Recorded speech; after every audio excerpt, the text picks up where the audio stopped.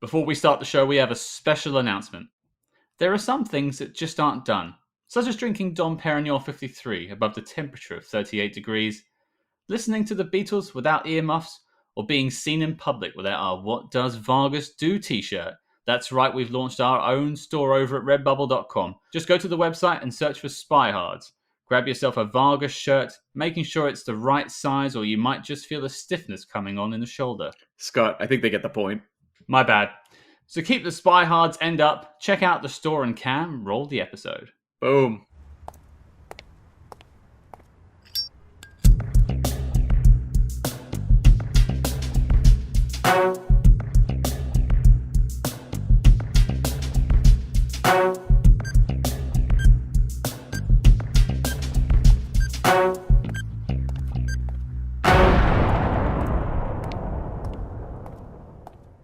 Hello and welcome to Spy Hards Podcast, where your hosts go deep undercover into the world of spy movies to decipher which films make the knock list. But remember, this information is strictly for your ears only.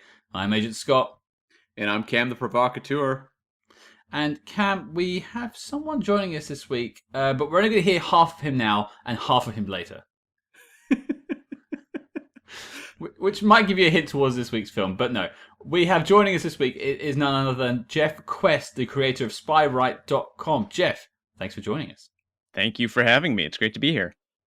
Before we get into the film, tell us a wee bit about yourself. How did you come to make the website? What's your sort of history with spy films? Sure. So, I guess about 10 years ago, I started, kind of writing a little bit about spy fiction. And, then as hobbies go, fell out of doing it for a little bit and came back a little bit stronger, probably, I don't know, 7 years ago. And, started just, really looking at some of the classics of spy fiction, John le Carré, novels, writing some pieces about that, doing some research, posting things about collecting, because I collect spy fiction, signed spy fiction, and it was just kind of a place to throw some of those things out there.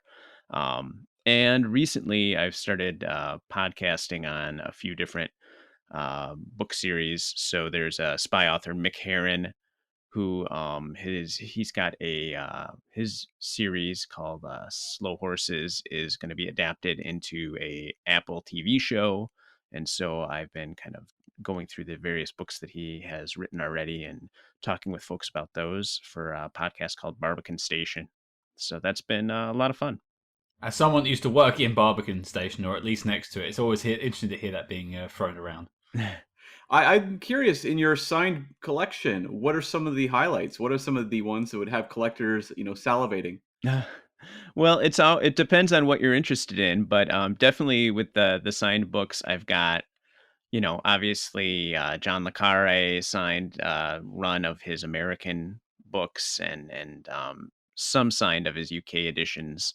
I've got, Eric Ambler, who's a classic author, signed some signed books of his. I've tried to kind of collect all of the major, at least one book signed by all of the major spy authors that are out there. And what was the first spy book you read that really kind of set off that ting in your brain that launched this whole, obsession? Yeah, I think for me, it was, you go way back, Hardy Boys and the Bobbsey Twin Mysteries, that kind of, and then it leads to more spy stuff from there. But really more recently, I picked up a copy of John le Carré's Smiley's People that was signed, and that was really what kind of kicked the whole thing off. Very nice. I remember listening to one of your episodes on Spybrary, where you were talking about your full collection of novels you've got that are signed, and I believe a previous guest, Matthew Bradford, was there as well, talking about his books. And I think what we're trying to do actually is just collect all of the hosts of Spybrary one by one to sort of assemble a team here. So I think we've had Shane, you've got yourself now, we've had Matthew. Who else have we got left? I don't know. You might have a full collection there. Now you got to go for doubles, Yeah, the returns. But sort of pivoting off novels into the world of spy movies, now obviously that's what we're talking about today, but any spy movies that you hold near and dear to your heart? Sure. I tend towards more of the, a little more gritty, real spy films. I love, James Bond is great, and I love those too. But I think if I have to choose, it's going to be something that's a little more true to life, or those true life ones like Breach. I think is a great spy movie. I love that one. Great performances in there. Spy Who Came In From the Cold is a classic. I really like the Constant Gardener, although the Spy connection is a little shakier there. So those are the ones that really jump to mind immediately. What did you think of The Little Drummer Girl? Have you seen it? I didn't mind. It looked beautiful. It was filmed beautifully, I thought. Overall, beyond that, it was, when you stretch things out to fill a full mini series, sometimes it works and sometimes it doesn't. So I was a little more on the fence there, I think. And what about the film version with Diane Keaton? Have you seen that? I haven't seen that one. I've been Okay. avoiding that one. So I'd say keep avoiding. Well, when you were saying how beautiful it looks, I was like, did it? Oh, did no. it look that great? Credit where credit's due. The BBC adaptation's pretty good, I think, compared to the film, at least, anyway.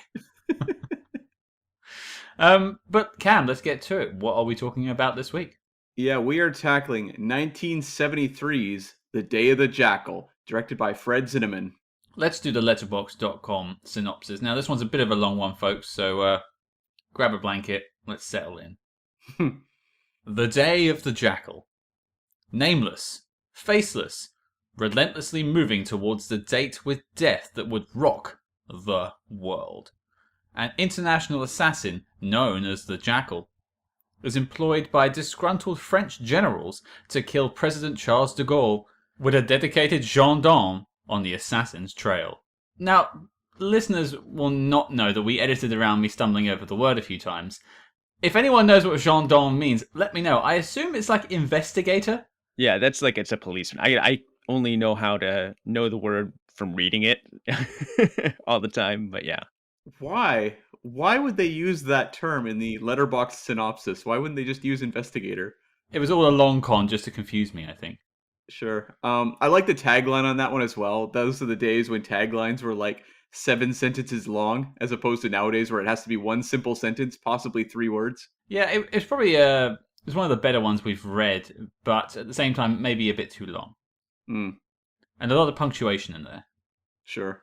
Yeah.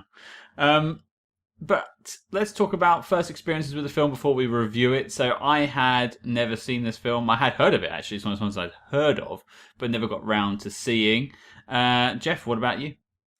I probably watched this back in high school or maybe college on a teeny little TV VHS copy. But it was funny rewatching it again just now. I could definitely flash back to back watching it then, and I remembered a lot of it. So And Cam? I had never seen it. I'm pretty well versed in 70s film, but for some reason this one always slipped through the cracks. And I had picked up a copy a while back, at a thrift store. And I actually held off watching it when we launched this podcast because I thought, well, we're going to tackle this one pretty soon down the road. So, yeah, the other night was my first time. So, yeah, it was very exciting. It took us a year to get here, but I am hoping the wait was worth it, Cam. Yeah, the sad part is I actually went and saw the remake in theaters, so I'm much more well-versed on the 1997 remake. So, there you have it, folks. No differences. Like, identical films, I gotta say. well, I was I had kind of a nerve-wracking moment here because I thought we were talking about that one. So I did all my, rewatched that one like 5 times just to get, all set. Oh. So So it's Bruce Willis here on out, is it then? yes, exactly. Him and his bleached platinum blonde hair and scary mustaches. I've heard nothing but bad things about that film. And we are going to be tackling it in a few weeks' time after this one. So it'd be interesting to contrast the two. But no, we are talking about the original, The Day of the Jackal. So Cam, can you give us some backstory on who the Jackal was and how did we get here? Right. So this film was based on the Frederick Forsyth 1971 novel. Now, Frederick Forsyth, for those that don't know, is an English thriller writer. Does a lot of spy fiction. He wrote actually one book called The Fourth Protocol that was turned into a 1987 film starring Michael Caine and Pierce Brosnan. We will tackle it further down the road. Now, I'm curious, Jeff, have you read much Frederick Forsyth? I've read a decent amount. I definitely have read The Day of the Jackal. So that's, I mean, Okay. go to for him. Okay, cool. Yeah. So this book was actually picked up by a producer named John Wolfe, who obviously produced this film, and he had the manuscript. So before the book had actually hit shelves, and it was in his office, and he had a meeting with Fred Zinnemann, the director, and Fred Zinnemann, for those that don't know, was a really well-established director. Like he's a classic Hollywood director. He'd done movies like High Noon, From Here to Eternity, Oklahoma, and he had done a movie in 1966 called A Man for All Seasons that had really scored at the Academy Awards that year. It won him a Best Picture and a Best Director. And he'd taken a 7-year hiatus just to kind of take it easy after that film and that experience. And he was in the office and he stumbled across this manuscript and basically just inquired, what is this? And he was told by John Wolfe, it's a suspense thriller. I just bought it. It will be published next month. You can't put it down. So Fred Zinnemann grabbed that manuscript, read it, and immediately wanted to do this film. And he was the one that actually brought on the writer, Kenneth Ross. Now, Kenneth Ross is really interesting in that he has almost no film career. He's only written a small handful of things. And he got this job off of a movie called Brother, Sun, Sister, Moon, which was a Franco Zeffirelli religious epic that may have been successful at the time, but has vanished. I had never heard of this film. Had either of you ever heard of this movie? Not for me. Yeah, I'm getting dead silence there. Yeah, blank stares. Well, I guess we'll have to bring this team back together when we actually tackle Brother, Sun, Sister, Moon on the Religious Epic Cards podcast. But yeah, Kenneth Ross, this was his follow-up, and so he wrote this film. He would go on to also adapt the Forsyth novel, The Odessa File, to the big screen, as well as write a couple movies for John Frankenheimer. We tackled Frankenheimer for Ronin, but he did Black Sunday and The Fourth War for that director. As for the style of the movie, Zinnemann going in wanted to bring in a documentary-like realism, and he had honed that style in a couple of movies he'd done called The Men from 1950 and Teresa from 51. So he very much wanted to make this look stripped down. He said he focused on all plot details, almost no character. He wanted to strip all that out and leave it just for the viewer to follow the actual events of the story, not get kind of bogged down in character fleshing out like most movies would. He wanted to have that sort of realism. Edward Fox is certainly stripped down in one scene in this film. Oh, good call, Scott. And he also wanted unknown actors. And that was a bit of a, point for the studio that they weren't necessarily in favor. They were pushing for a name. I couldn't find any of the names they wanted, but I have to imagine like in 73, maybe like Pacino's getting thrown in there. Maybe like Dustin Hoffman. I think I had heard they had some of the names were like Michael Caine was interested at one point, and Robert Redford was a dark horse candidate for that. That is very much like the Bruce Willis school, right? Like you get Robert Redford, it's like, yeah, there's our big American star. There you go. I can kind of see that, yeah. And they ended up going with Edward Fox. He was hired because he'd appeared in a movie in 1970 called The Go-Between, and he had won a British Oscar for supporting actor, and that had really wowed Zinnemann. So he was hired. I don't think The Go-Between has much of a legacy. I've never seen it. Either of you gentlemen? Yeah, it's a romantic drama. More dead air. More dead air. More dead air. And this was the first major Anglo-French co-production, which, a lot of resources went into the casting. That's why it is a fairly international cast. They wanted to hire for both sides, both France and British actors, and really fill out that in terms of hiring and as well as behind the scenes, because you had, for example, the cinematographer was Jacques Tournier, who was a really well-established French cinematographer, as well as obviously a ton of British actors throughout this film. So it makes it really sort of an interesting film in terms of the vibe it gives off, where you have that sort of duality of where it feels, especially as a North American viewer, you kind of get a little more of that exotic feel just because it's sort of this meshing of cultures that you don't normally see in what we're looking at as foreign films. And of course, you'd be entirely confused because the people in France are speaking with very good British accents. Wait, don't they all, Scott? Oui, oui. That's something though, as a North American, you get very used to in movies. Though it's like you're watching a World War II film and all the Germans speak in British accents. Like that's the sort of thing you see in old movies. Whenever it's foreign, it means British accent. I've been to France enough times to know that when I start speaking, especially with a British accent, they just roll their eyes and walk away most of the time. That might just be me, but the French generally don't seem to like the British that much. Yeah, yeah. It's I don't know why they always just fall back on British accents for any sort of like background other than North American. Do you have any idea why that is? No, it's not something that's discussed over there. I suppose it's just, I don't want to say that's where the language originates from, but maybe that's just how it's best said in English with a British accent. Maybe Yeah. perhaps we enunciate more. I don't know. Hmm.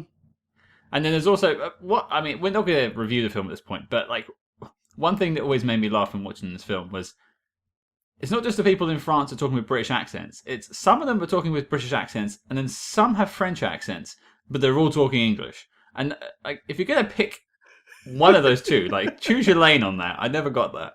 Yeah, I saw some interview, I think, with Fred Zinnemann, and he was like, yeah, I could have decided to just, have everybody speak in French, or that he's like, I'm just going to cast the people I want to cast, and we'll just go with it, and people will follow along. So I think he was unconcerned about that.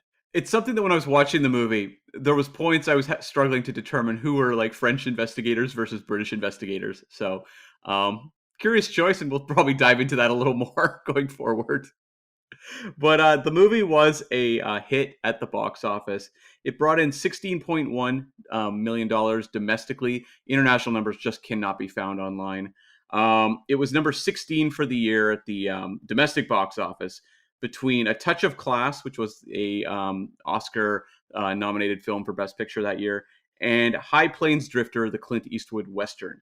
The top three for this year, and we've tackled it in the past, but number one was The Exorcist.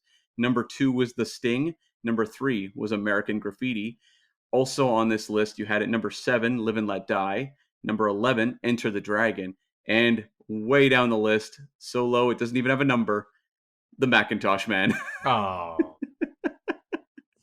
one of my favorite films we've ever covered. Yeah. And this movie was very well reviewed at the time, and there was, I think, a lot of hope it would do well at the Academy Awards that year, but it only got a single nomination for Best Editing, which it lost to The Sting, that I have some questions about. Like, I love The Sting. The Sting is a fantastic entertainment, but when you look at the editing on display in this film, I don't know. This feels like a little more of an achievement to me. See, I heard something in my research that Zinnemann was sort of done with Hollywood and kind of a bit uppity about things. So maybe he just made some enemies and people didn't want to vote for his films. Possible. I mean, also, this is also more of the time period where best editing goes to best picture. Like they would just pair them. It didn't really matter if you had the best editing, but if you were the movie that was going to win best picture, you'd probably win editing as well. Nowadays, it gets split a lot more. I remember years like where I believe The Matrix won best editing, and believe me, it was not in the best picture race. Or Mad Max Fury Road wins best editing, and it does not win the best picture. So they look at editing, I think, in a different way now than they did then, where it was more like, well, clearly, if it's the best picture, it has the best editing. I also think the Sting is really flashy in the way Hmm. it operates, right? And I think, it's that's always been the problem with editing. When it's seamless and you don't notice it is when you lose, right? Yeah, and also, of course, The Sting is a heist film, which depends on so much on editing for sort of the tension that you can also understand how people would be so sucked in by the movie. But I will just say I was pretty floored by the editing of this movie. I think it deserves to be in that competition at least. Well, at least they had the nomination. That's more than most of the films that year could say. Exactly. It Yeah. was it was an honor just to be nominated. That's right. And so a fun little side note on this one: Frederick Forsyth, who had eternal regret over the movie rights here with Day of the Jackal. He was offered £17,500 plus a small percentage of the film's profits, or £20,000 and no royalties whatsoever. And he thought, I'm going to roll the safe dice on this one and take the £20,000. And he said he lived forever with the regret of that because he would have made a small fortune for him, he said. Did they say what the percentage was he would have taken? from No, they the never film? do. Okay. I was going to try and work it out in my head. I get that. You see a lot of game shows and people get to like the final round, like, hey, do you want to double your money and gamble it all? And I'm always at home going, no, I'll take my 17 and go, thank you. So I actually would be with Frederick on this one. Yeah, I think I probably would have done the same. You don't know how the movie could do, right? Mm. Well, and at the time he wrote the book, he was out of work, and so that's why he had the time to write it. And so I'm sure if somebody drops 20,000 on your lap, you'll take it at that point. I would have to I imagine, mean, yeah. even now, that's a year's salary for some people. So must have been a lot of money in '72, I guess. Yeah, the only thing that would have given me pause is that it is Zinnemann who's coming off of like this huge Academy Award film. That might have given me pause about royalties, but I think in most cases, if I'm like a first-time writer, early writer, and someone offers me money for my work, I think I would just take the money if I didn't have a lot of background on who the filmmaker was. Well, hindsight is 2020, and Cam, you and I are doing a podcast about this film 50 years on, so he's having the final laugh, I think. Sure. And that wraps me up for the behind the scenes on The Day of the Jackal, a movie that has a really long legacy, but not a lot of behind the scenes details when you actually search around online. Like, I want to thank the people at TCM for assembling several articles that were very helpful, but you go to the Wikipedia page, it's pretty blank. Not a lot out there, and you'd think there would be a lot more. Jeff, is there anything you think Cam has missed? I think he covered the gamut there. I think there is on the Blu-ray a couple of interviews. One with this author, I think, that I thought was very interesting, and he had some behind the scenes info for the movie that I thought was kind of cool. And there's actually an interview with Zinnemann that was done for French TV where they talk about a lot of the stuff that Cam mentioned. So yeah, no, I think you hit the highlights. Well, it looks like the Jackal is blown. Sure. Yeah. Sure, you could say that. Yeah, you could if you wanted to. Well, let's get into it, folks. We've now revisited this film, for some of us for the first time. Jeff, you're the guest. What do you think? I think it was great. I mean, I think you can tell that Zinnemann is an expert director, right? I mean, from his past work, it really plays on a lot of his strengths. I think High Noon, A Nun's Story. They're this kind of like procedural kind of movies where you watch this thing play out, and that's exactly what Day of the Jackal is. It's and spoiler alert for me, I'm eager to hear what you guys think, but is this really a spy movie, right? Mm. And so it's more of like a police procedural, if you want to put it that way. So but it's really good in that frame.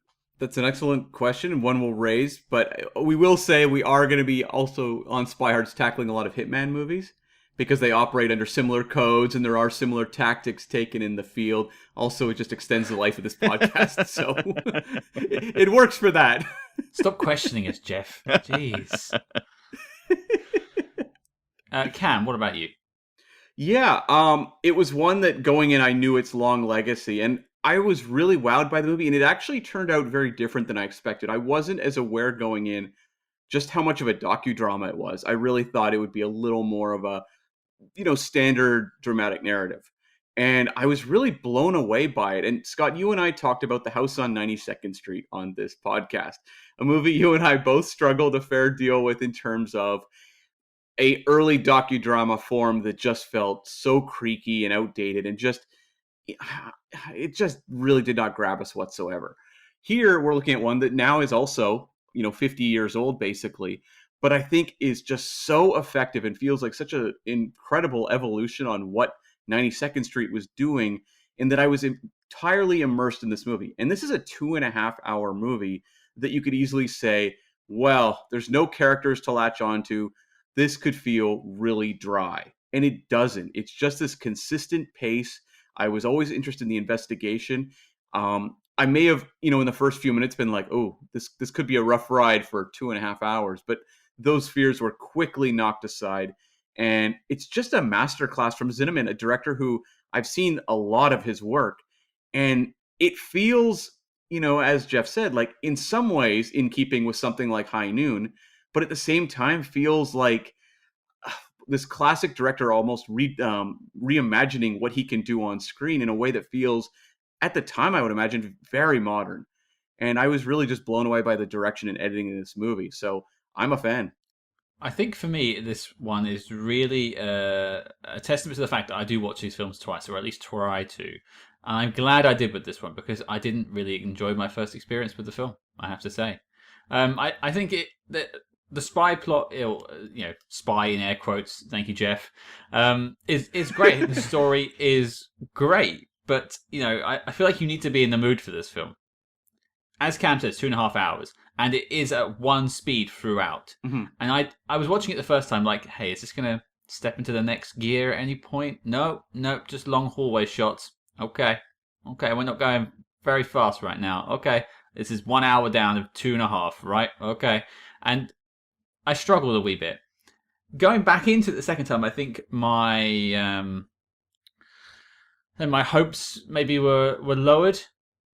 And that sounds really bad, but I think I just looked at the film from a different angle and tried to take it for what it was instead of hoping it was something else. Because I'd heard all these great things about the film, and I was hoping for this like explosive spy story, and what I got was a procedural drama.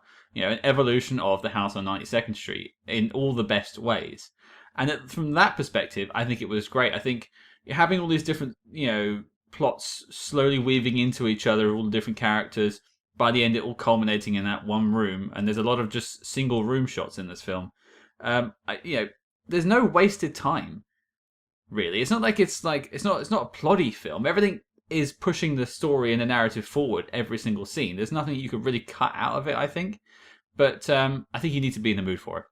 Well, you cite something there, Scott, that I think is very common when people go back and watch classic films that they haven't seen, which is that they often have this huge reputation and you have a sense of what the movie is, and they often aren't what you expect. And I've encountered this a number of times myself where it's this title that you've heard, repeated like so many times through the course of your life, and you have a real sense in your head, I know exactly what this movie is. And when it doesn't deliver that at all, you're kind of thrown. So I've definitely been there. You look at 3 Days of the Condor, 2 years later from this film. Mm-hmm. That's another top tier spy film that people reference, and that's quite propulsive. That does fly by. This isn't propulsive in the sense that you're shotgunning from shooting from one scene to the other, but it has a steady pace throughout, and it really isn't missing a beat. It just has its own sort of vibe it's playing with. I became convinced while watching this movie that if you were to sit on set and actually watch them shoot this thing, you'd be convinced they were making the most boring movie of all time. Like it would be so one tone that you'd be like, what are they doing? And that's why to me it is such an achievement of editing, where when you actually see it all cut together with the rhythm it has, that's where it just completely comes alive. But if you were to imagine sitting and watching them shoot this, there's no kind of big dialogue. There's no really big characters popping on screen. Everything would feel very matter of fact and a little dull to watch actually, in the flesh. Yeah, well, it's really, I mean, for me, I think it was is the bureaucracy, the slow bureaucracy, gonna beat this assassin who is nimble and on his own, right? And I think that's the part that's kind of exciting, right? Because everybody knows, I mean, I don't know, maybe it's just me, but the government does not move fast, right? And so, that's part of the fun is seeing him just kind of slip through the cracks just ahead of them. And that's part of what I really enjoyed about this movie is like are they going to catch him? And then you're kind of like, well, maybe he should get away with it. He's pretty good.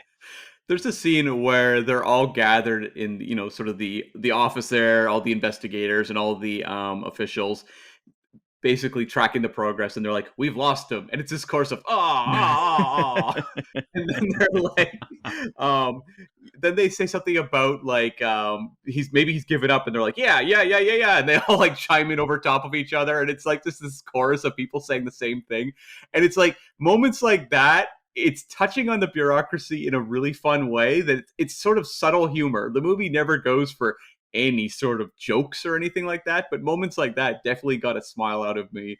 So it has its fun where it can, but it feels organic to what's happening in the movie. It's also interesting that, Jeff, your sort of favorite kind of spy films are more the darker, grittier stories, and I feel like this has a lot of that in it too. Although it may not be particularly a spy film in your book, but it has the bureaucracy. You think of like the Ipcris file when Harry Palmer's filling in the forms, and it's just that's like 10 minutes of Ipcris file is forms, and that this is a big part of this film. It's like, hey, call up this station to get these passes sent over. Okay, we'll get them sent over to you. Next scene, let's send those passes over. Okay, great, we'll send them to you now.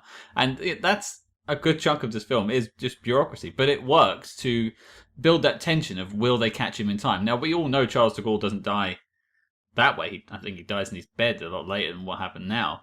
So it's more like how they catch him. Well, and I think the other part that's interesting is that um, it's not just like watching this bureaucracy, but I love the seeing how something happens part of it, right? I think of some of my favorite movies like are Burt Lancaster movies, like The Train, where Mm. you see him actually doing these things, right?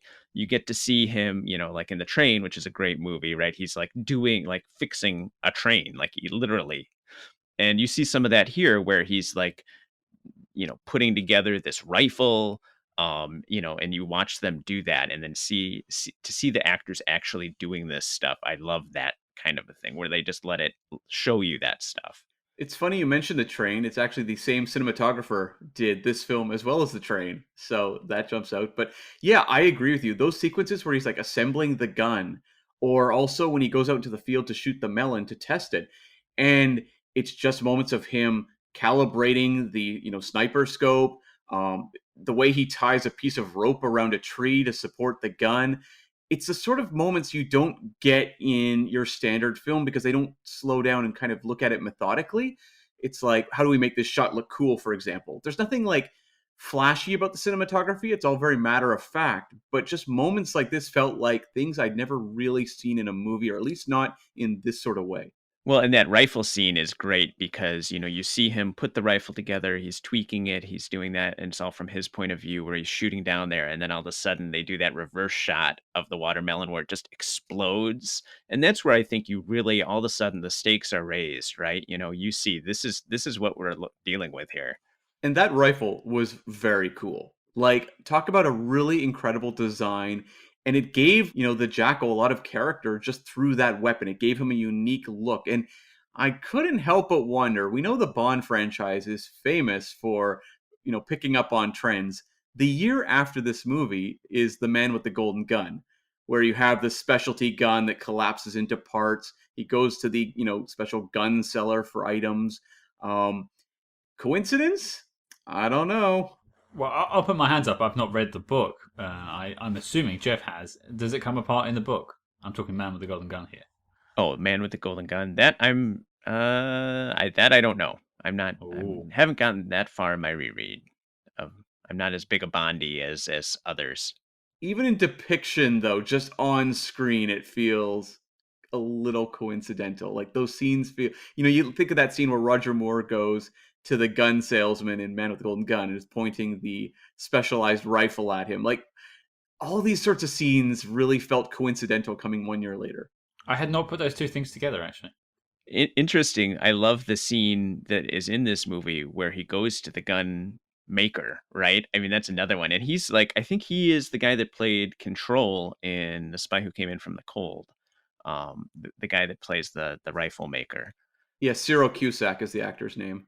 Yeah, and that scene is great. Like he's so like just kind of like, oh yes, yes, I can do that, and it's just so matter of fact. The fact that this guy is making this rifle that he's got to know. I mean, this is not, he's not just going out to, shoot some deer in the forest here.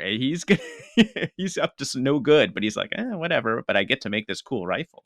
Yeah, like I love how cold it is, that entire discussion. So there's just no emotion at all going on. He's just like, okay, yeah, sure, you need this to be lightweight, no problem. How many shots are you gonna have? Oh, just one. Okay, fair enough. I'll make them explosive bullets. There was a little bit of ambiguity to how that scene ended for me, though, where the Jackal asked for one of the bullets, and then we cut away. And every other time he has like contacts, they wind up dead. So I was questioning because we see a scene later where he pulls out a bullet that's individually wrapped. And then the question was that the bullet he wanted to see earlier, or did he kill that gun salesman? Well, maybe this is the first time we referenced the book. Jeff, does this happen in the book? Does he get killed in the book? No, so he's one of the ones that makes it through because does everything that the Jackal tells him to, right? Because Hmm. we see the forger, right, gets killed because he tries to blackmail him. But in the book, for sure, the rifle maker understands that it's just a job, and he's gonna keep his mouth shut. That's something I wouldn't say bumped on. I think it was just an interesting quirk of the character, which is the forger trying to get extra money out of the Jackal. Because you'd think if your industry is based on these contacts and you're working in a shadowy world, people talk to each other. They recommend these bad people to each other. So if you're trying to extort these people, they'll never recommend you to anyone else. So you're just sort of shooting yourself in the foot, and he ends up getting killed anyway. Yeah, I feel like he didn't do a very good job sizing up the Jackal. I would feel like one look at this guy, you'd be like, this guy means business. I am not messing with him. I'm giving him his IDs, taking my money, and cashing that check. It made me giggle. He goes, "Oh, don't worry, we're in a really safe location. No one ever comes here." And the Jackal's like, interesting. Quack. Well, I think what we'll do is we'll sort of talk about some favourite things each that we enjoyed and sort of pass it round. I actually let's go Jeff first. What's one of your favourite things about the film?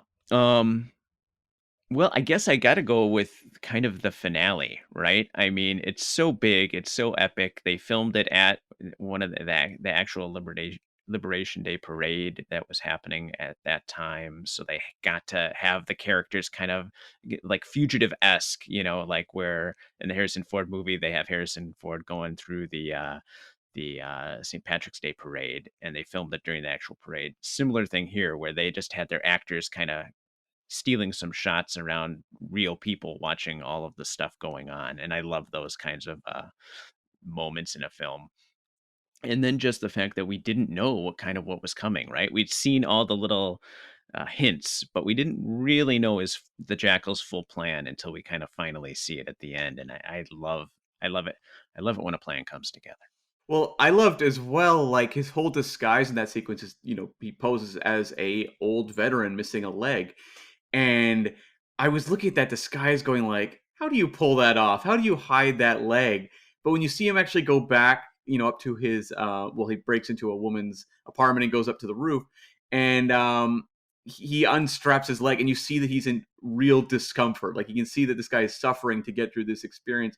That again gives it a reality that it's not like a big pumped up finale in a lot of ways. You can think of the Tony Scott version of this scene where there's like the blaring, maybe Hans Zimmer score, and it's just the, crazy cutting.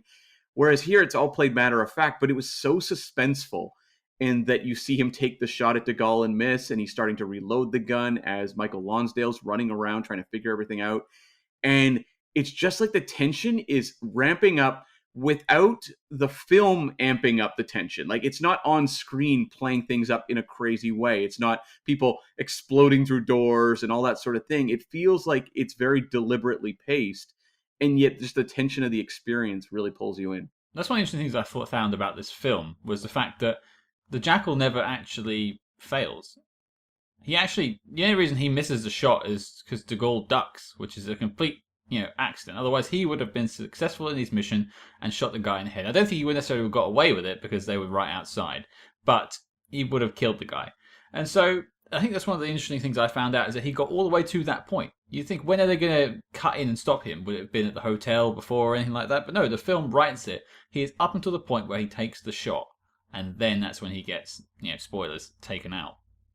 Well, I think the movie also really wants you to be invested in the Jackal character and whether he will make it or not. And I think it doesn't want to make him look inept at the end. It wants to give him that moment where you go, okay, like this guy is incredible. And it was kind of luck of the draw that they stopped him.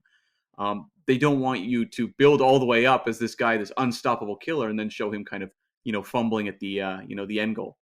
Yeah, usually he is your protagonist in the film, but he's also a bad guy. So usually they would put some things in where he stumbles Mm-hmm. or he fails at his plan and he leaves clues for them to track him down. But really, it's just great detective work that causes him to fail, which I suppose pivots me onto the thing I loved, which is Michael Lonsdale as Labelle, the detective. And Yeah. not only does he look like a detective, he's constantly got bags under his eyes. Great choice there. But he is right on the Jackal's tail the whole way through, and it's through thorough detective work that he catches him in the end, and that and maybe a little bit of luck. Well, it really threw me when I looked up Michael Lonsdale's age at the time and realized he's like a year and a half older than I am. I was like, oh my God. So I'm going to assume they put some makeup on him and made him look as beat up as they could, because he definitely has that weathered look throughout this movie. But what I really liked about the detective work in this was how they made no attempt to make it look flashy or take shortcuts. It's like, okay, we need to go through passports. How many are there? Oh, over 8,000. Okay, we'll start cross checking them now. You could definitely feel the shoe leather in this movie. Every bit of investigation, they never made it look easy. And they would also have scenes of superiors being like, look, we're really understaffed right now. Any chance we can get this done quickly? Like, it felt like you were constantly struggling against the realities of these departments trying to figure these things out. And that's where a lot of the tension came from as well. And, this is a movie that, Scott, you and I, when we did the Ipcris file, we had the villain who's like in the library doing research, and I was saying how much I love that. This is a movie where people are doing research throughout, and it, I think, really works for the movie. I thought about you in that scene actually. Thank you. I thought of you as well. Well, and I love the bit at the end where like they're kind of like, all right, you're done, head on out. We're done with you, LaBelle. You can go, and he's just sleeping, and he like after being up for like whatever 2 weeks straight trying to find the Jackal, and his wife is trying to wake him up, and he's back on the case. Then I love that little bit there. The movie has fun with humor in ways that are very subtle, but it's all just works for the characters and the experience they're going through. Because it's reality, it's bureaucracy that we all deal with in some way, shape, or form. Like one bit they're trying to get some reports from a different country, and they're like, "Hey, they don't wake up for another 8 hours. You have to wait," and they have to just wait. And we've all been there in some way, shape, or form. So we laugh at it because we know it exists. And you also, because it's portrayed in such a vivid way in the movie, you get a sense of the Jackal's survival tactics, which is that he is so aware of how they operate that you begin to wonder, like, what is the backstory of this guy? Because he knows so much in terms of the process that's going to happen, in terms of their investigation, how he can cut it off, what changes he needs to make at certain times. You wonder what this guy's backstory is, because he just feels like he's so educated that, I don't know, is this guy like a embittered civil servant or something? Yeah, although I think like that's also the strength of the movie, right? Is that we don't get it even though we want it, right? Hmm. They don't give us like a monologue where he's exposing all of his secrets to somebody, and I think that's what makes him all that better of a villain, right? Well, it's just he's entirely anonymous at the end. They can't even determine where he came from in the first place. Yeah, you can try to read into who he is, but there's really nothing there intentionally, and it makes him that much more magnetic. But then at the same time, he's entirely brutal. Yeah. He sleeps with a woman in a film twice, I believe, and on the second time he's strangling her as he kisses her, and I think then just kills her, and doesn't shed a tear over the fact he's not James Bonding it maybe on that one so much. There's no quiche involved, but yeah, he was not upset about killing people that were in his way because he's just calculated, and that really shows through in the film. But one thing I did want to bring up, maybe a little quibble I had, was with the name Jackal. Yeah. Now, if you're following the concept through, they say the Algerians who hire him, the OAS, to take out de Gaulle because of the whole separating of the countries and giving them their freedom. They say to him, "What should we call you? What's your code name?" And he goes, "How about the Jackal?"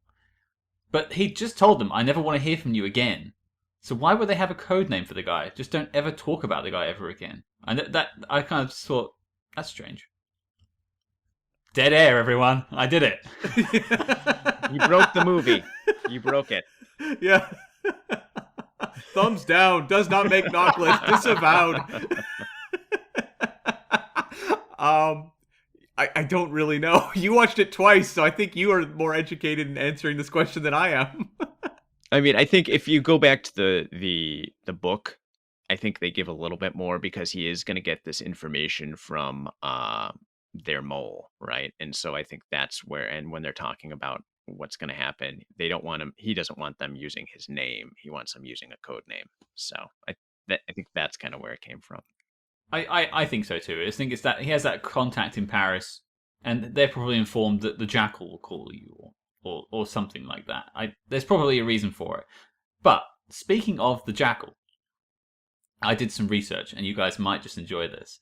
So his name is found out by the British intelligence services because of the French translation. So Jackal, which is the first three letters of his first name and his surname of the imaginary name. It's not even his actual name in reality. So that's crazy. Yeah, Charles Calthrop. Correct. Yeah. And so I thought, I wonder if our names are secret spy names.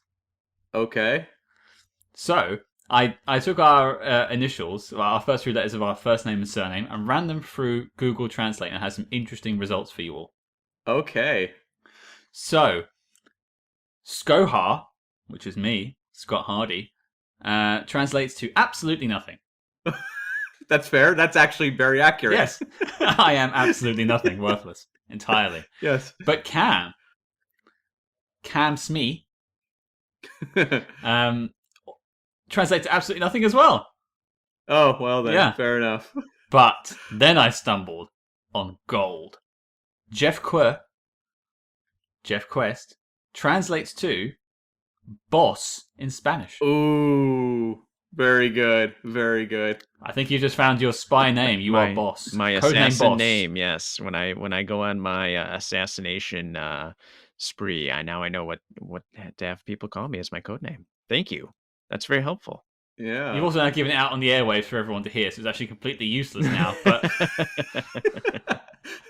the Jackal, you are not. I guess I can take comfort in knowing my first name, full name, Cameron, means crooked nose. So I guess that could be my de facto name. Well, your parents really called that one early, didn't they? Yeah, no kidding, right? What's that all about? I actually thought the naming issue with the Jackal, though, while I'd have to go back and check the tape in terms of the whole need for the nickname, I thought the comedic beat at the end paid off really well, where the guy comes back to the flat, the real, Charles Calthrop, and is like, "What are you doing in my apartment?" So it was also a great character reveal for the Jackal that we never knew anything about him all along, but it had a really good, button on that whole joke. That's such a 70s thing too, right? I mean, like I'm thinking of like the taking of Pelham 123, I mean, like they love to do those little like stingers at the end of the thriller. Yeah, and they're always very subtle. Like taking of Pelham 123 it's funny, I actually bought that movie just this week on the Unobstructed View, which is the Canadian distributor for boutique Blu-rays and DVDs, and that is a fantastic movie if people haven't seen it. We're not going to spoil the ending of that one because it's just one of those great Hollywood moments. But yeah, they're always played very subtle, and yet they're incredibly memorable. Like I will remember the ending of The Jackal, even though it's played very low-key. What about you, Cam? Any favorite things to shout out to? We've sort of touched on it, but it was the Jackal's ability to survive throughout this movie, and that I was always a little behind him. Like a lot of the movies, when we see these, hitmen or whatever, we learn their kind of code and we know what they're going to do moment to moment. It's somewhat predictable. Whereas here, you had a sense of what he needed to do, but you could never predict what he was going to do, which I thought made the character really fascinating to watch. And the way he got himself out of scenarios. And Scott, you touched on it. There's the woman he strangles and he meets in the hotel room. And I love his small talk with her in the lobby about like magazines about like pig farming or pig breeding or something like that. But we see later on he picks up a guy in a steam room. And the way these scenarios play out, you never quite know how he's going to survive, but you just know he's entirely open to anything, any means of escape, any means of disguising his identity he will pursue, which makes him that much more enigmatic as a character. But also, you reference strangling the woman. You see with the guy he picks up, the guy sees a TV with his face on it, comes back to his apartment, and the Jackal's there, and the TV's on, and we see that he's exposed, as a potential murderer. And he kills that guy as well. So it's always these sort of slow burn moments of watching him respond to potentially being caught and shifting his directions, but often at the stake of other people's lives. I think you're exactly right. And it's interesting in that he's only makes those shifts as soon as he's threatened, right? He's perfectly willing to go along and live and let live, but as soon as he gets that threat, hits a certain level, it's like, all right, he completely shifts and changes because it's all about the mission with him. I think there's that great moment where he's in the car, he's driving, first time he knows he's been blown, right? And he's driving along, he stops and he looks at the sign. It says on to Paris or to Italy. That's his chance. He can take off and just walk away. And he's like, no, I'm going to do this, right? He's utterly devoted to this mission. Mm-hmm. People will do anything for $250,000, I think, at that point. So he was willing to take that risk. But talking of the guy he picks up in the sauna, first time round, I didn't necessarily catch the whole relationship there.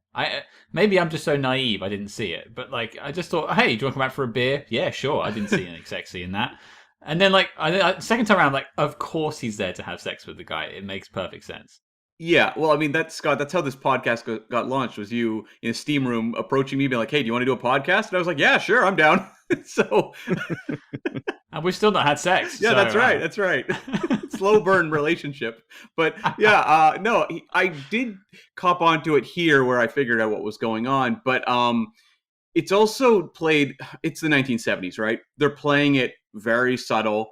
And it's something, if you watch old movies, you begin to pick up much more on these scenes because they're trying to get it across in a way that's basically skirting around what a censor might take issue with in the 1970s or earlier. So, yeah, I could understand how people might be a little confused by that moment initially, but I think it pays off in a way where you understand exactly what's going on. One thing I will say about the Jackal, is much as he is, that he's written for us to be on side with him. I do have an issue with the film and his approach to animals, and also that other spy lady. All spies in this film seem to have this complete abandon for animals, because first of all, you see the assistant he has in the film. I think she's sort of infiltrating one of the French ministers, I believe, and she uses a dog to distract a horse, so they start fighting each other. And this is like 1973. I'm wondering if there's animal control people on site, because that horse was pretty close to kicking that dog's head in, I have to say. That horse was not acting. My sister and I, during the pandemic, we've been watching a lot of old Disney movies from the era, and it's very clear back in the day, they're like, we need this like dog to fight with something. Just unleash the dog on it. Just do it. And she just they both just run off screen together, chasing each other. Like that did not end well for one of those two animals, and I think it was the dog. Good but call. Like, speaking of dogs, there's another dog in the film that I think gets killed off screen, which is the German Shepherd in the car that crashed. Yeah. He gives that a dirty look. And then there's a lobster in the flat with the man he picked up at the sauna. He brings home for supper. He sees the Jackal on TV, and then the Jackal attacks him. You see the lobster fall to the floor, and it starts flopping around. Like, it's like, I need water. So, 1, 2, 3, 4, possibly animals died in this film. Well, or were injured. At least the labelle hopefully didn't kill those pigeons, although he was gone for a while, and so maybe they didn't get fed. So, who knows? Yeah, it's a sign of the times that PETA wasn't actually having any sort of presence back in those days, and there wasn't a lot of Humane Society oversight when it came to animal usage in movies. I remember watching an old John Wayne Western, and it was before he was famous, so some of the B Westerns he shot when he was quite young. And I was watching it with my dad, and there was a scene where they wanted, I guess, a horse to jump off a cliff into water. And it was very clear they just cut to like a horse had been held by a cable over like a lake, and they just dropped it. And it was like, that horse did not sign on for that. So, yeah, I think the Jackal may have a few issues there. Not quite as bad as that poor horse, but the sort of scene when you watch it, you go, I don't think this was done particularly safely. It's so strange you mention a horse being thrown off of a cliff, and we're talking about Edward Fox. For those who haven't seen Never Say Never Again, James Bond rides a horse off of a cliff in that film, and Edward Fox plays M. That's right. Yes. Which we will be getting to at some point. Yeah, sooner than later, actually. So, that scene, though, I'm glad you brought that up with the female spy. We do have a spy, honest to goodness spy in this movie. The way that's set up, where she has to start a relationship with this married official, it made me laugh so hard. And that they're like, okay, his wife and kids are out of town. You have to work quickly. Boy, did she, and boy, did it succeed easily. Like, this official was just like, Singing like a bird, man. Wow. no kidding. Anything and everything that she wanted to know, he was telling her. She snapped him like a twig. Like, he was so easy to break that resolve. I mean, my God. That's like Mata Hari levels of like control of men there. He was blowing out that sacred candle like nobody's business. Yes. Anytime to bring that candle back, I'm up for it. Yeah. But it was those little types of dramas within the movie that I thought were really effective, because I was genuinely interested in all of her efforts to seduce this guy and get in with, the information she needs from him. It has these little stories it tells. Scott, we don't know the name of this woman very well. We don't know a lot about her at all, but it nonetheless really works dramatically in these little tiny capsule dramas going on throughout this movie. And there's a lot of them.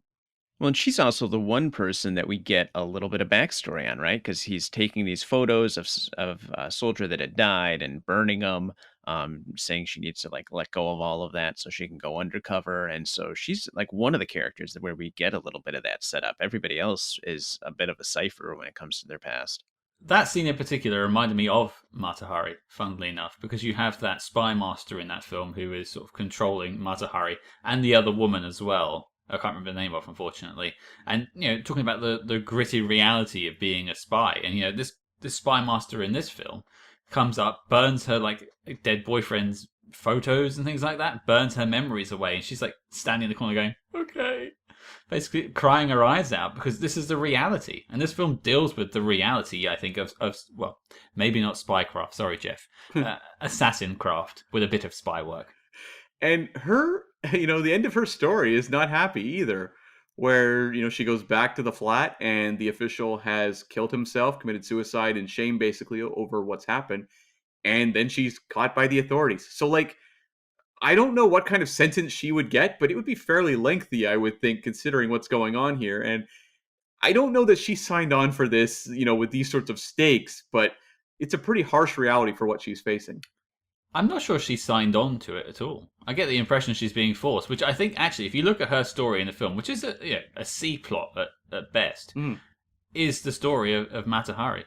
Yeah, it's true. And now the guy in this film, I know from a little bit of history, the guy who's assassinated at the beginning, which I want to get back to that scene in a little while, is actually a real life person, and that attack on Charles de Gaulle is based on a real life event, and he was the last person to be shot by firing squad in France. Okay. In reality, so that bit is true. So obviously her ending wouldn't have been the same as the one from Mata Hari, but I think she would have got a pretty big sentence for that. I would think so. Yeah. Yeah, well, and that opening sequence is really interesting in that they recreated this actual assassination attempt on de Gaulle that happened, that Forsyth was actually on site right after that, because he was a reporter in France at the time for Reuters. And so he saw the aftermath of that assassination attempt that really nearly got de Gaulle. I mean, de Gaulle barely made it out alive of that. And so I think that was the interesting part too with this novel and movie, is that it really is based in fact, but it's kind of almost like an alternate history kind of a movie, right? Where we're seeing what might have happened otherwise if they decided to actually send an assassin after de Gaulle rather than using their own army folks, though, in the OAS. I wonder how this movie would play to people now, and that because you have Tarantino, for example, making films that don't necessarily follow the path of history as we know it. I wonder if there would be a little more even suspense to a younger viewer watching this now that it could happen, because we've seen that filmmakers will take that path and will show us, just through its characters, an alternate take on history. Well, or honestly, for kids nowadays, I mean, maybe they would think de Gaulle really was assassinated by the Jackal, Mhm. right? I mean, it is in that documentary style, in that you believe that this is what really happened, kind of a thing. So maybe there's a generation now that will grow up thinking that he really did just miss getting shot. Wait, are you saying there's a generation of young people now that don't know about Charles de Gaulle? Unless there's 20-second TikTok videos about Charles de Gaulle, I doubt they're paying much attention to him. Well, the crazy thing about Charles de Gaulle is that, he was the one that came into Paris to liberate Paris at the end of World War II and actually did survive another assassination attempt when that happened in 44. He was walking down there, the main road there in like this parade, and he went into Notre Dame, and there was sniper fire and machine gun fire at him. You can actually hear the reporter on scene reporting this, and you can hear the machine gun firefighting. He walks in down the center of Notre Dame with snipers firing at him from up in the upper balcony areas. It's kind of wild. And so that's why I'm sure for folks in France, this felt really real because they had lived through a lot of that. I've been in that cathedral, and I would not want to be shot at in there. It's surprisingly small. Now, I had a question for you, Jeff. As someone who's read a lot of spy fiction, if you've picked up much influence of the Jackal character in literature going forward, because I know like the Ludlum Bourne novels had the Carlos the Jackal villain. Is he tied? Like, would you say that there's heavy shades of the Edward Fox character there? Like, because I know that the novel Day of the Jackal was a huge phenomenon. Has that sort of portrayal of assassins carried forward? Well, interestingly, like Carlos the Jackal got his name because of that book, because they found Day of the Jackal in one of the apartments that he was like that they burst in on and found that. So that's really funny. But I think you're right in that idea of the ruthless assassin really was cemented in coming out of the novel The Day of the Jackal. And I think it's hugely influential on the way every other novelist approaches some sort of assassination plot, right? I think every assassin now is this ruthless, cold person, right? And I think that's very much coming out of Day of the Jackal, because we didn't see that's like now the stereotype, right, of what an assassin is. Yeah, the only thing I think that's changed over time that I really notice is that nowadays, whenever you get a lot of assassin films, they always have to talk about their code. There's always this elaborate code that they will not break, that they always break within the course of the movie. And that's something that the Jackal here does not have. We don't have any sense of a moral code that he follows or rules that he set for himself. That's what makes him scary, is that he has none of those things. But Or we don't hear about them, right? I mean, I think that's the other thing, is like you don't know what this guy is thinking, and so because of that, you're not quite sure which way he's going to go. Good point. Cam, are you saying that the Jackal would turn up at the Continental from the John Wick universe and toss a coin at the desk and get a free room? Should they bring the Jackal into John Wick? That would be pretty cool, actually. I'm not even joking. I think that would be genuinely cool if they brought a character like that in. Sure. I mean, he's dead, but sure. Yeah. It's a whole other film universe. Why not? Yeah, sure. We're going to cover the John Wicks at some point, so that'll give us something to talk about for sure. Yeah, and is there like magical currency that he's using as well?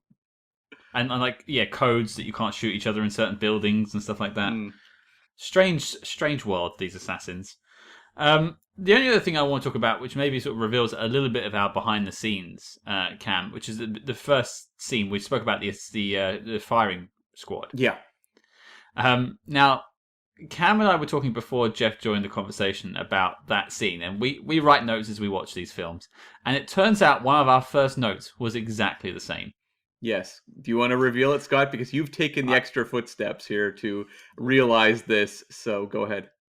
Okay, so for Jeff's benefit, we'll sort of play it out there. So you have the firing squad. Now, just before the firing squad, this person says, "Oh, don't worry, I'm not worried about this whole thing because no Frenchman will ever raise his gun against me." And then it's like quick cut to the firing squad raising the gun and they're shooting the guy. And now in my notes I write, "Guy gets shot. Cue Curb Your Enthusiasm theme." Yes. And then Cam wrote exactly the same thing as me, independently. Yeah. Mine it just says execution curb. So and curb is underlined. Bum bum bum. Yeah. And so I've actually created this scene, and we will be releasing the video for it. Yes, that's right. And it's as funny as I thought it would be. You really delivered here, Scott. It'll be on our YouTube channel, and we'll post links to it this week, I'm sure. Excellent. One thing that kind of didn't work for me in some ways was the Jackal's violence on screen. Sometimes I think it's really effective. I think the best usage is the guy from the steam room when he finds out the way the Jackal just kind of, basically stalks him around a corner, and we get the sense something horrible has happened. But there's other scenes like we talk about the strangling of the woman. Like he strangles this woman in like a second and a half. There's also the scene with the guy who's trying to blackmail him for the IDs, where I'm not even clear on how he killed this man. It seemed like with 2 punches or something. He's that I good. would have preferred, that they'd maybe kept it more elusive in terms of what we see. Like just have scenes where he's doing something off screen, or just cut to him walking away, cleaning off his shoes or something, which I've seen in movies before later. So this could have beat those movies to that. Those types of depictions were, I had to suspend my disbelief there a little more. I thought, as I said, the steam room guy and even the older woman later on worked, but some of them were hit or miss. Definitely that first one, I was kind of wondering, is he dead? Because like then, but you don't know until he finally throws him in this chest, and you see his eyes, and like, okay, he is dead. But yeah, it didn't make a lot of sense how he killed him that time, for sure. I didn't necessarily write that down, but I did make notes of both of those killings and sort of put question marks next to it. So for the forger, I wrote down that guy's got one hell of a punch. Because it's like a punch to the gut, isn't it? And then maybe a punch to the head? Like a punch to the throat or something, I think. Right? Maybe. Like it might knock you out, but it certainly wouldn't kill you, as far as I'm aware. Not that I'm a martial artist or anything like that. And we don't know his backstory. Maybe he is a trained killer that can kill you in one punch. With one finger. Well, yeah. Mm. Is that Remo Williams style? Yeah. Oh no. Don't cross that universe over. I do not want to see that film. And then for the lady he kills in the hotel, he's literally kissing her as he chokes her out. Now, you see her hand on his shoulder, and the hand is sort of lovingly sort of caressing his arm, and then just flops dead. Mm-hmm. There's no point where she goes, oh no, this is a bit tight. Oh, please stop, where she like maybe grabs his arm or something. It's just lovingly embraced and then just flops dead. So that did bump me too. Yeah, because if it's a strangulation, it's going to take a lot longer. And we've seen a lot of movies do that very well, where you have these protracted sequences that are really rough to watch, right? Like, and I'm not saying I necessarily need to see that level of ugliness in this movie, but it's a reality that's sort of absent from those moments. Or if he's like breaking your neck, you would hear a sound which you also don't hear here. So they kind of go somewhere down the middle, and it just didn't quite work for me. One of the things that really bothered me about the Jackal was how he managed to fit all those ascots in his luggage that he was carting around. Because he really had a lot of. I kept waiting. He's showing his luggage to the guy at the border. I was just like, it should just be scarves, right? You should see Scott pack for Vegas. Same thing. Nothing else. Unlimited ascots. I have a suitcase of ascots. This is where Fred from Scooby-Doo kind of got his start. I think maybe is that he is blonde. Fred, maybe is this some sort of Scooby-Doo crossover thing going on here? The Dark History of Fred from Scooby-Doo. There's another movie. Yeah, you've got like Bond's suitcase that has, foie gras, caviar, and champagne. So we're saying the Jackal suitcase is what, ascots and anything else? Fake passports and ascots. I think that's all an assassin needs, right? Yeah. But that does bring me on to actually a funny question about passports. And going back early in our episodes, I think it's actually the Bourne Identity, something we referenced earlier. Cam has a Canadian passport pop up on screen with the name Paul K. Or is that right, Cam? Yeah, it's Paul K. Yeah. Okay. So he has a few. The Jackal has a few pseudonyms in this film on different passports. Are they any worse than Paul K, or does that still hold the record for worst name? There's nothing worse than Paul K. I mean, I get it. It's supposed to be nondescript, but Jason Bourne is an awesome name. Paul K is not. Any suggestions on like a worse name you've heard in your spy reading there, Jeff? Ooh, geez, I don't know. I'm trying to think now. You might have stumped me on that one. I would have to imagine more often than not, it's very nondescript, right? Like John Smith type names. Yeah. It's nothing's leaping out at me as really bad fake names. Remo Williams was no winner. Yeah, on many levels. Yeah. Oh, Fred Ward. Well, then back to this film. I haven't really brought up anything I didn't particularly like. No, nothing really springs to mind on my. I usually write a couple of things that irked me. There's nothing major about this film that I could really throw at it, except I maybe didn't enjoy it the first time round. And saying that you need to necessarily be in the mood for it, I think Mhm. it is a film you do have to focus on. It's not something you can have like a passive watch. I think there's definitely a lot to be gained from paying attention in this film. I would have loved to have seen it in theaters because I think it's a movie that has a very deliberate pace. And when you sit in your living room, your phone's going off. If you've got kids, if you've got animals, there's sounds around you. Whereas, had you been in the theater, which I haven't had that experience obviously with this movie, I think it would be very immersive and you would get really sucked into watching it. So, hopefully, one day there's a screening somewhere around here in Vancouver I can attend it, but not yet. That'll be the day Mm, of the Jackal. sure. No, the day of the absolute nothing. um, Jeff, anything quibble wise? Any dislikes about the film? Um, no, interesting watching some of the special features. One of the quibbles that folks had for the movie at the time was that torture scene that we get at the beginning, right? Because they pull in one of the OAS guys to try and figure out what's going on. And it's a pretty brutal, I mean, we haven't talked about it, but that scene is pretty brutal. And, the fact that the French police are just kind of blasé about the whole thing, right? They're just kind of listening in and transcribing it and all of that. And that got some pushback to Zinnemann about that. And his response was, "Well, that's the whole point, right? I mean, I'm showing you how terrible this is, and if you like it, that's maybe a problem for you." So, That scream on the audio they got was really good because it's obviously left the suggestion as to what's going on. But when you hear that played back, you have a very visceral reaction to it. It's more effective than if they'd actually shown much. This film revels in the concept of how the sausage is made. Hmm. I mean, they should rename it "The Day of the Sausage" or "The Day the Sausage Was Made" or something like that. I don't think it does as well at the box office with that title. It's a whole other film, probably set in the steam room if it's called "The Day of the Sausage." Sure, But sure. yeah, but no, it revels in that whole how the sausage is made thing. So seeing the nitty gritty and seeing this guy get tortured to potentially the end of his life or a bad injury is all part of it, really. I think. Yeah, and we've seen depictions like this. I think of there was like a torture scene in The Little Drummer Girl. And like that one was nowhere near as effective as, what we get here with just an audio cue. So I know we're going to have some more sequences along these lines in the fairly near off future. And I'm interested to see just in terms of how well they compare to this one in terms of impact.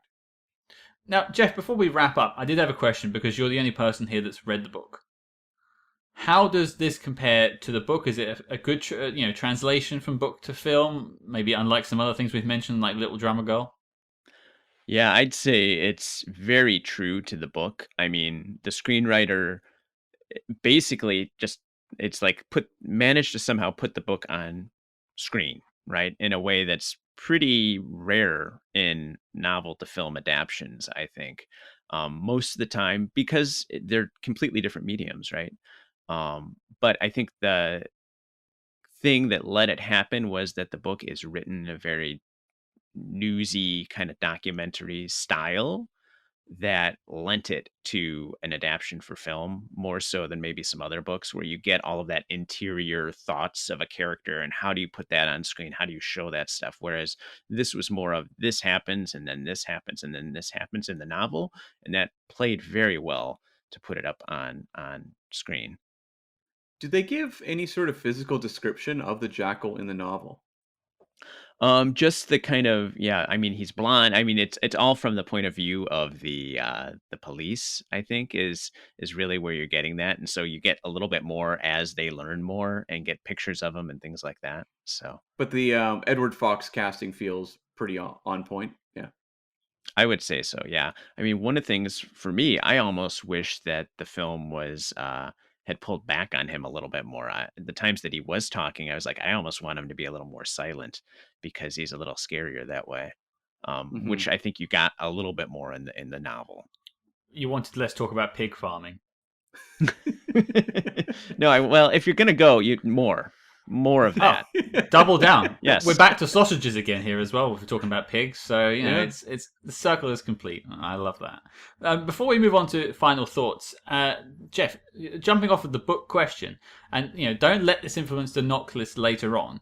But comparing the book and the film, what would you say is probably the best version of this story out there? If you were going to say people, read Day of the Jackal or watch Day of the Jackal, what would you recommend out of the two?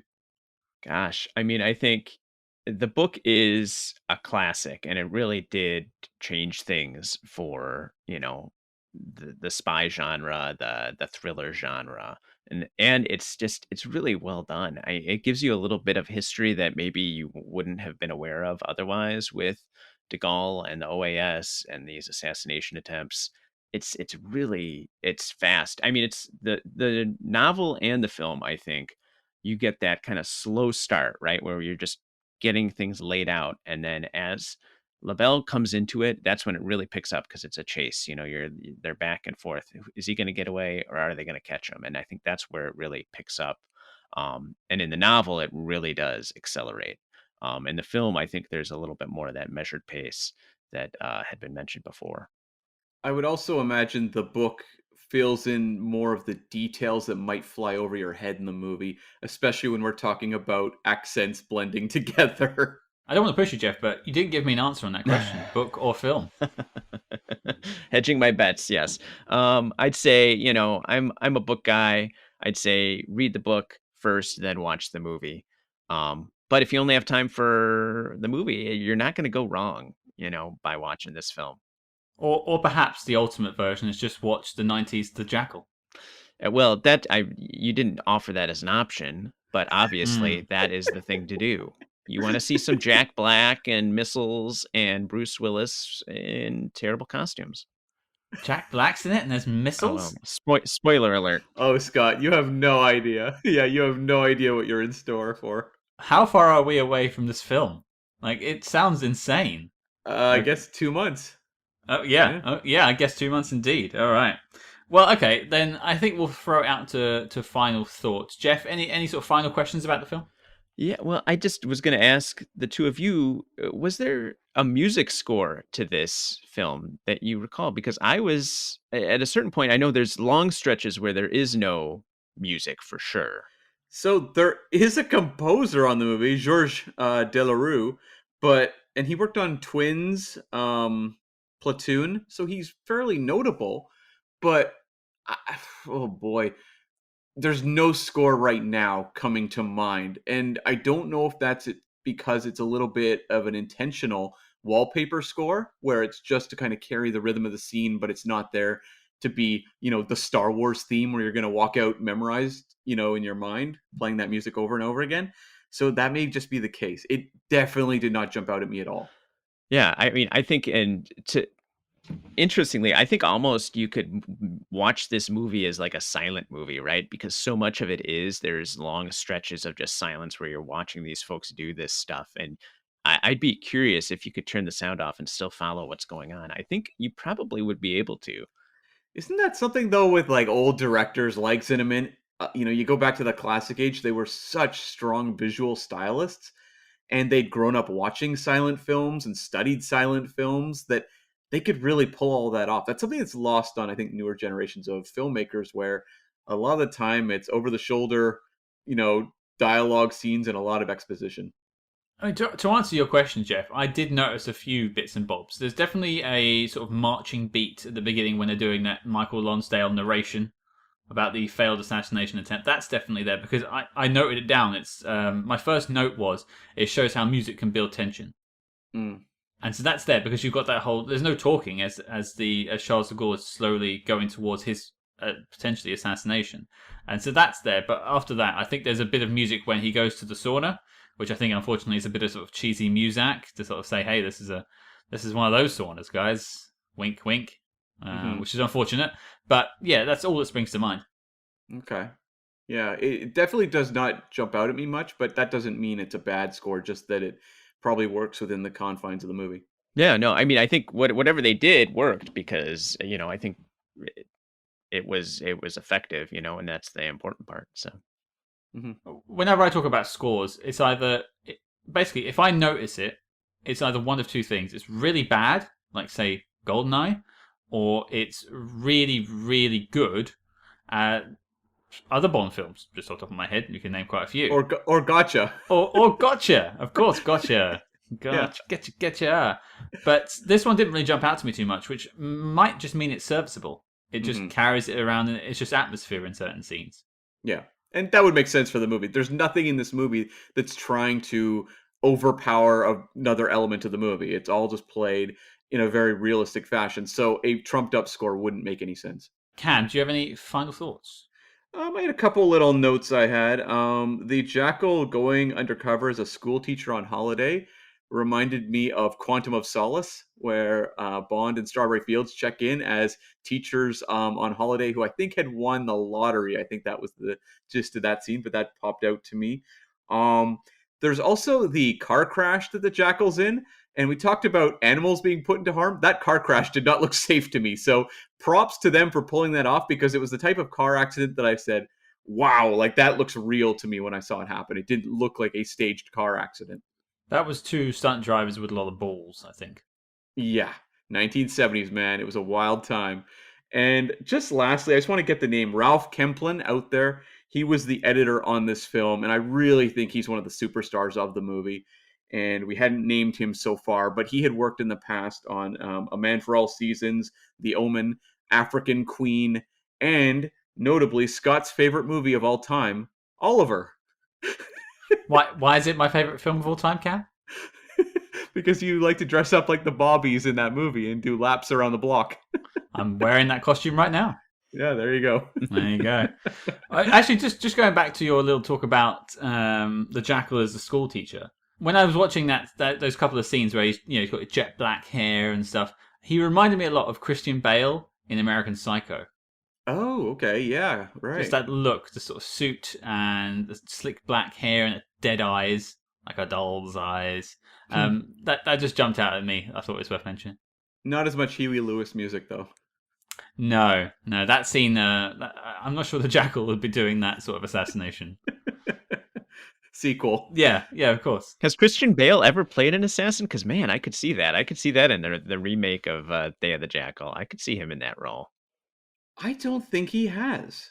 He's played a lot of like bad dudes, but I don't think he's ever played, as defined an assassin. Well, I know when they were casting this, they wanted to get an unknown, and that's why we ended up with Edward Fox. And I think he's great in this film. We haven't really spoken much about him, but I think he's the best thing in this film, personally. But if we were going to recast it now, who is the Jackal? Oh, like in 2021, who is the nondescript actor that's going to fill this type of character? I mean, because this story could go now. It's easily translatable to now. Bruce Willis. The Jackal with a vengeance. It's tough because I think you want to play it with someone who's relatively unknown, in which case we can't guess this. It's going to be an actor that's someone who's popped up in like one movie or something like that and maybe gotten a little bit of notice. But it's the type of character I wonder if, say, like Andrew Garfield could do, especially in a couple more years when he looks a little bit older. I think he has that sort of nondescript look. I could see him pulling something like this off. Yeah, I think for me, I agree. It's hard to like kind of cast an unknown, but I think the look of the modern actors nowadays, I think plays against the Jackal, right? I mean, the young unknown actors that you have nowadays look more like, models than an Edward Fox kind of guy. So I think that's the tricky part for me. And they said that the reason they cast Edward Fox was that he looked both like high class and low class at the same time, which made him seem like someone who could blend into any social situation. So then you have to ask yourself, like, what kind of actor looks like that? Because they've all got their teeth capped like models nowadays. Like, they don't look like normal people. So, I mean, that we haven't touched on the Bruce Willis movie yet. We'll be reviewing that soon. But like, that's something like Bruce Willis does not look like an everyman. And even though he played the ultimate everyman in Die Hard, at a certain point, Bruce Willis did not look like an everyman. And I don't know that you could cast many people outside of finding just an unknown, who just doesn't have that Hollywood look yet. Yeah, that's where you'd have to go into theater, I think, and look for a theater actor that you could kind of cast in a movie, because I think that's where you can find some folks that don't necessarily slot into that typical kind of Hollywood look. Well, I think of like Mark Rylance, an actor we're going to touch on fairly soon in the future. Um, that's an actor they pulled out of theater who looks much more of like an everyman type. Someone like that would be great. If Universal Pictures are looking for someone with wonky teeth and not particularly attractive, I'm around if they need me. Your schedule's open, huh? Wide open. I'm doing a spy movie podcast. I'm not doing much. I would watch that movie alone. There's an image out there of Cam sitting in a cinema by himself, waving at someone taking a picture of him, and that image is now in my head and will be on our social media now, thanks to this. Oh yeah, thank you. They're not coming to see you perform by yourself. It's just you've gone to the cinema by yourself, you complete loner. Yeah, correct. I have one note, and I think we've covered the rest of my final thoughts, and that is going all the way back to the intro and the Michael Lonsdale narration. At one point, he's talking about the assassination attempt on Charles de Gaulle, and he says, they fired 140 shots, and there were 7 near misses. And I just wrote down, yep, that pretty much describes my dating life there.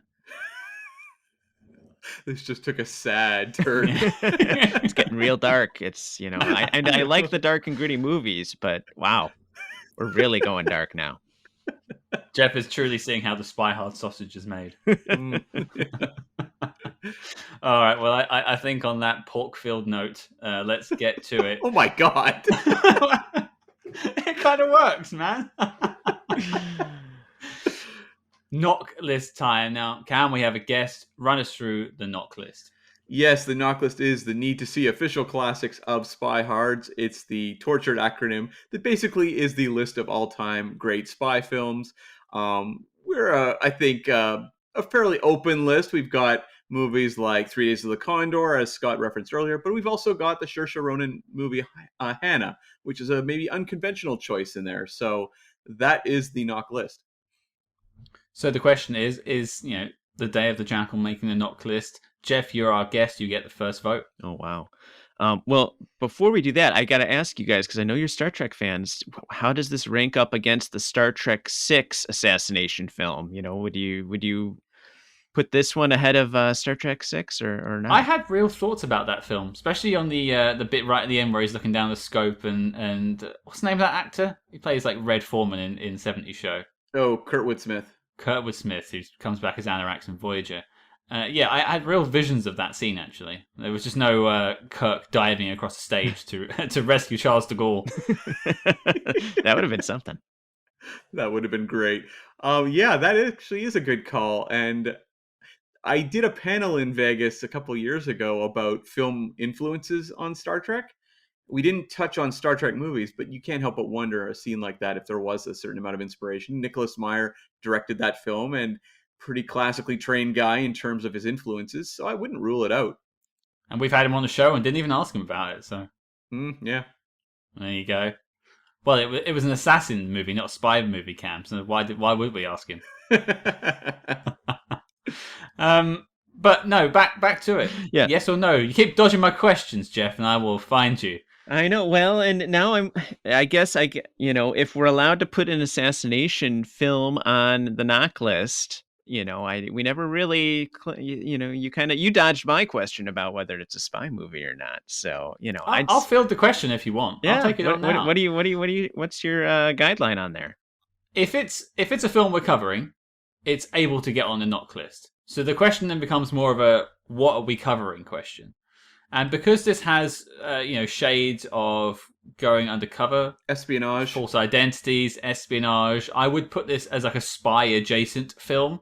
I think if you said, 3 Days of the Condor, North by Northwest, and The Day of the Jackal as a triple bill of spy films, I don't think people would turn up to the cinema and be like, well, The Jackal's not a spy film. They would probably just watch all three and enjoy them. Not saying we're all going to say yes, but you get my point.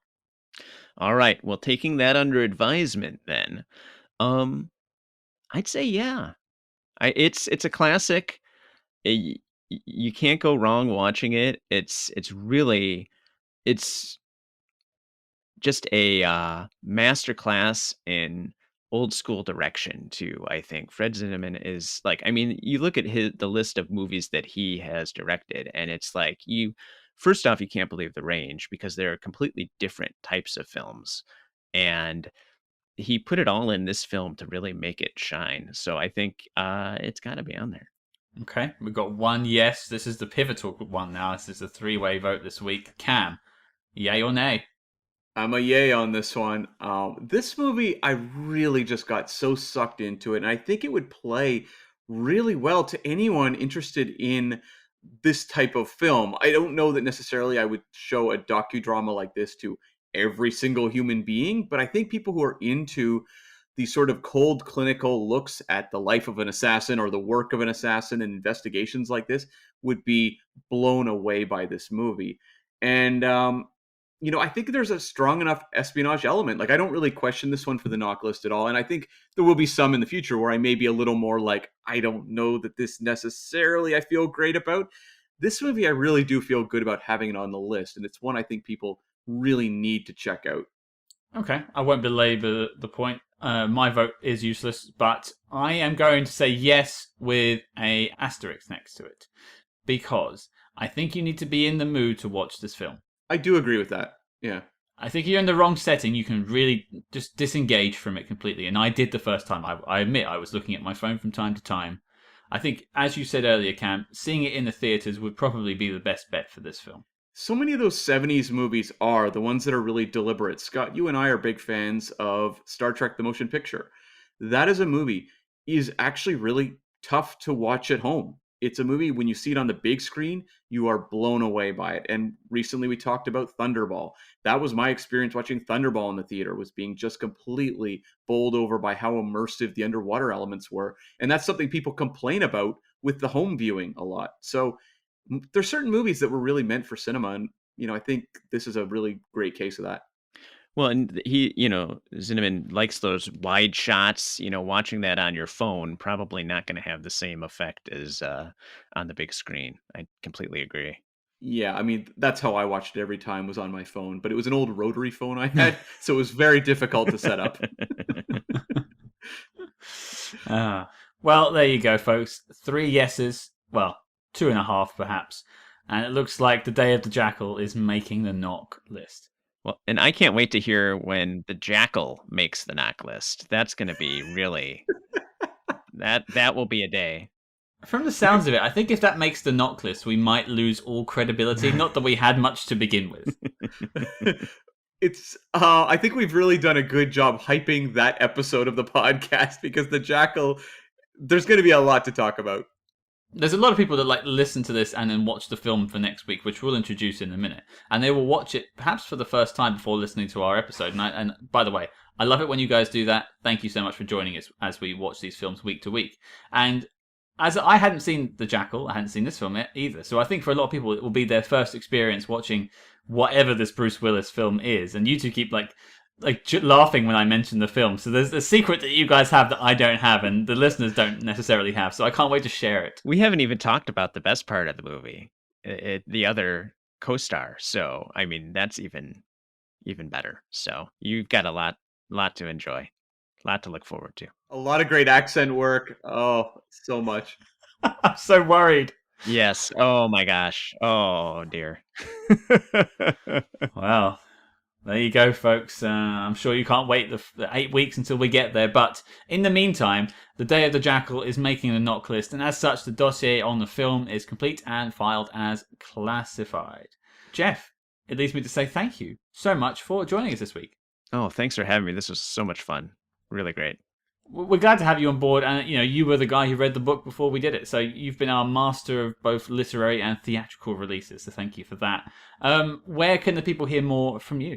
Sure. So you can go to spywrite.com. That's right with a W, and find stuff there. You can go to barbiconstation.com. That'll take you to the podcast that I do there. I also do another podcast on the Nero Wolfe book series. So likethewolf.com. You can go there, and I pop up doing reviews of TV shows that are spy related with Matthew Bradford on Spybrary. So you can find me there as well. So I'm all over the place. Just like any good spy. just like any good spy. Anywhere and everywhere. We'll, of course, have links in the show notes to all those websites and where they can find you on Spyberry as well. And, I think now I've completed the Infinity Gauntlet of Spyberry. I'm quite proud of that. Put it on the shelf. File it away. There you go. You knocked it out. There you go. So, Jeff, thank you again for joining us. And we'll, of course, link to all those in the show notes. Cam, what have we got coming up next week? I sort of teased it earlier. We are going to tackle 2015's Bridge of Spies, directed by Steven Spielberg and starring Tom Hanks and Mark Rylance. Yeah, this is looking to be quite a big week as well. Last few weeks have been quite big for guests. So, Jeff, you joined us. Next week, we've got the team from the Cold War Conversations coming over to talk to us about Bridge of Spies. That'll be great. And also, we will have a Spy Master interview at the end of the week with Matt Charman, who wrote the film and was nominated for an Oscar for it. That's great. Yeah, it's going to be a really exciting interview, so I'm looking forward to it. So there you go, folks. Your mission, should you choose to accept it, is to watch Bridge of Spies and join us next week. We are, of course, a proud member of QTT and Podbreed podcast networks, and you can find out more about them on their respective websites. Don't forget to check out the knock list on letterboxd.com/spyhards and follow us discreetly on social media at spyhards. That's SPYHARDS on Facebook, Twitter, and Instagram. But until next week, listeners, if the Jackal wasn't Calthrop, then who the hell was he?